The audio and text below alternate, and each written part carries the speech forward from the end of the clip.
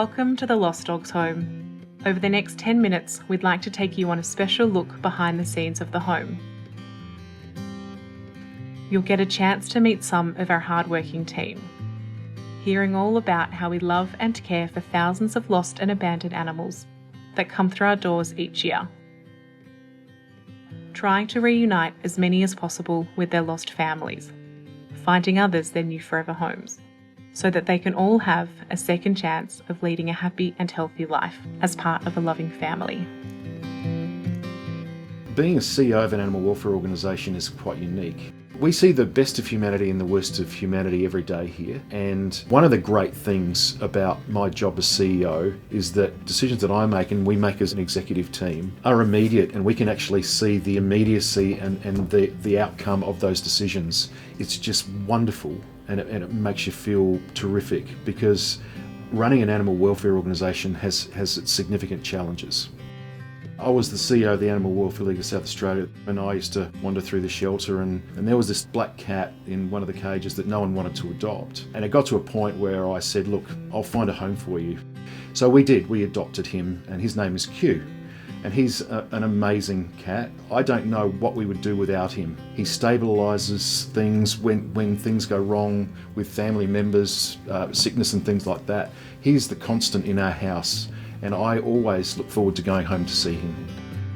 Every time I make a decision, every day that I drive to work, the animals are the number one thing for me. So I never ever forget, every decision I make is for the best outcome for the animals in our care.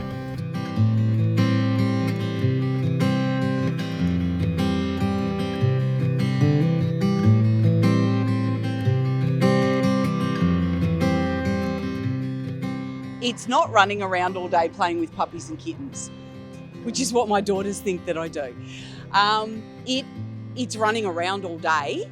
It's making sure that what we do and how we do it is the very best that we can do. The other important thing is, on top of that, to ensure that the Lost Dogs home is here for another 110 years. With the amount of animals that we receive here at Lost Dogs Home, it's quite substantial. The Lost Dogs Home would receive in through its doors at North Melbourne and Cranbourne 16 to 17,000 animals, which is still a hefty number.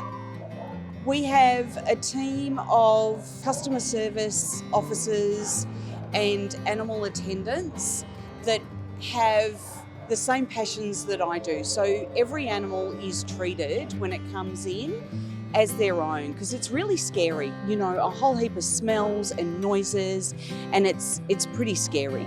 Each animal is treated with dignity and care and respect.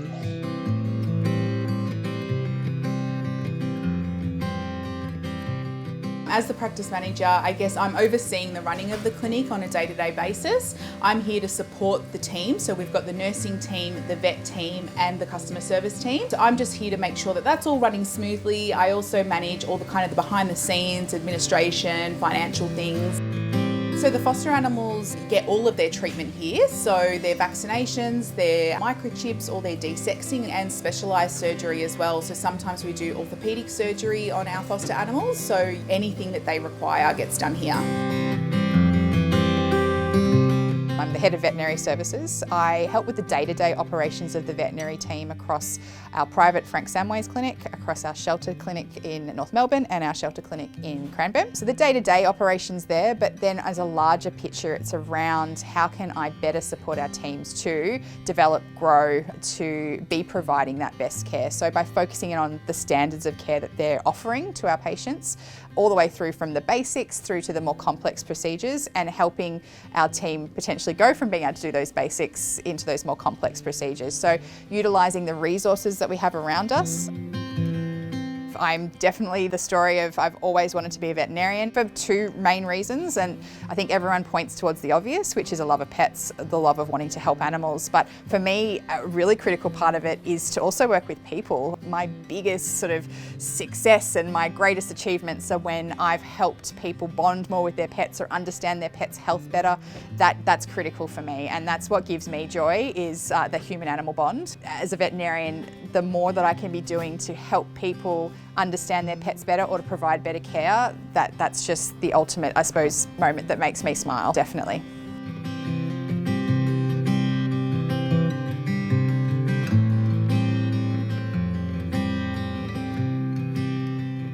So my job here at the Lost Dogs Home is as a behaviour trainer. So as part of my role here, I assess the dogs that come through, either strays or surrenders. And I also train a few of the dogs here on site as well to work through underlying anxiety and fear. Some of the animals that we see have been through a lot. Some parts of their socialisation have been lacking, or they've been through some tough times with particular things. They're the animals that I fall in love with the most. I want to help them as much as possible, and that's what I try and do here. It can be quite emotional to see some of these animals in that physical or mental state where they are really struggling here from stress or anxiety or fear. They might not be adoption ready. We'd work through those behaviours and help them become confident enough to settle in a new home.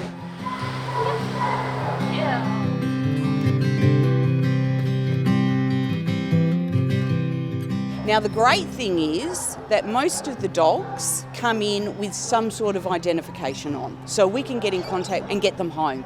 Cats, on the other hand, reclaim rate for cats getting back home ranges about 7 to 10%. We'll hold them for 8 full days. Hopefully mum and dad come in and get them.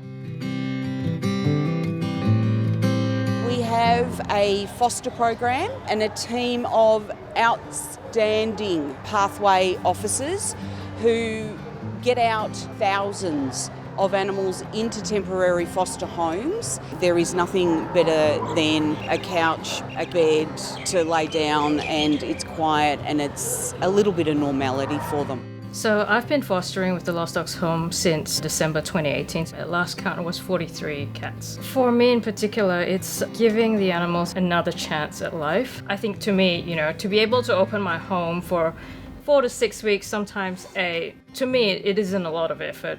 And then, when I return them to the foster hub, it's like, oh, see you later. Or rather see you never. Because, by saying goodbye to one, I can say hello to another. I feel absolutely taken care of as a foster carer. The staff, they're checking in from time to time. I think, it's almost like they're kind of like a friend beyond what they do in their day jobs. And so, to me, if it wasn't for organizations like the Lost Dogs that, do all this, microchipping, education, fostering of animals so that they can have a new lease on life, I think there would be a lot more animals on the street that we wouldn't be able to cater for.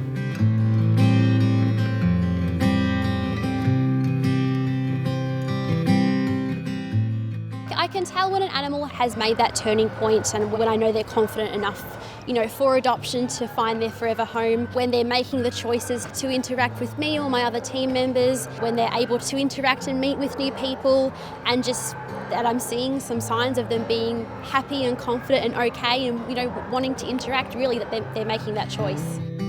Because we put a lot of work into these animals, right? And I have said before that every one of them is worth it. But to have that continued touch point of what you've accomplished here, and to see that in a home, and to see that animal thriving and living its best life, and to be a continued part of that, makes it worth it, makes some of those bad times really worth what we do and how we do it.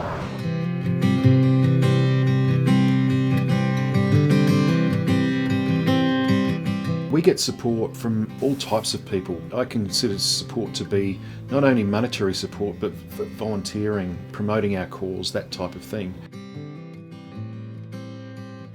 People that support us are incredibly passionate about what we do, and sometimes as passionate as what our people are here, because the people who work here are incredibly passionate about what they do. They always go the extra yard. So we talk to all areas, all demographics, and I really, really appreciate every day the support that they give us. So it makes the world of difference when we have people donate. It really helps us have all our resources together to be able to work with these animals and spend time with them and get to know them. Without those donations, we wouldn't be able to be doing what we do. So any way that someone is able to donate, it really makes the world of difference, and we appreciate donations, big or small.